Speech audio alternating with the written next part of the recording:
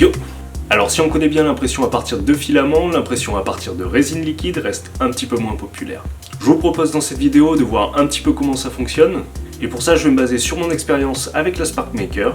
C'est une petite imprimante bon marché mais qui fait le job, vous verrez son prix en description accompagné de ses caractéristiques. Communément on va parler d'impression SLA, c'est de la stéréolithographie, un procédé d'impression basé sur trois choses. La résine, le modèle à imprimer et la lumière UV. Bien sûr, il faut une modélisation 3D similaire à l'impression 3D via filament, mais elle ne va pas être traitée exactement de la même manière. On va voir ça tout de suite.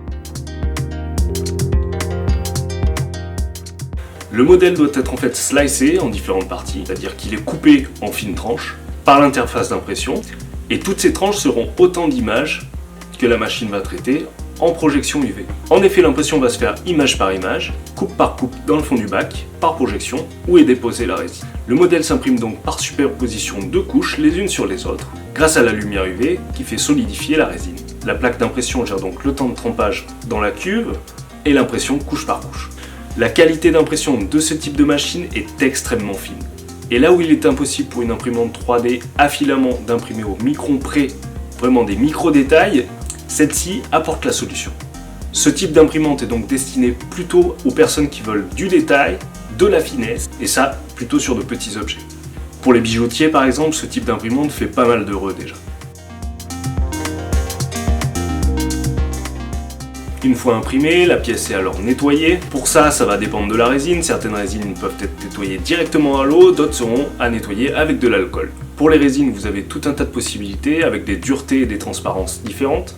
Enfin, le post-traitement de la pièce imprimée passera par un ponçage peut-être, par le passage d'une peinture ou d'un vernis. Mais avant de passer à l'étape de finition de la pièce, il faudra évidemment finir l'impression par une insolation UV, soit en extérieur, soit sous une lampe. Ça finira le procédé de polymérisation de la résine. Ça fait beaucoup d'étapes, mais la qualité est bien au rendez-vous. Je vous dirai aussi que c'est pour ça que ce type d'imprimante est utilisé pour faire des prothèses dentaires, ou encore des moules perdus pour la fonderie. Voilà qui annonce de très belles perspectives. Ce qui est génial, c'est que de plus en plus de machines deviennent abordables. J'espère pouvoir vous en faire découvrir de nouvelles très bientôt. Si vous avez une idée ou une suggestion, n'hésitez pas à l'inscrire en commentaire, j'essaierai de faire tout mon possible pour l'avoir. Restez créatifs, à bientôt, ciao ciao.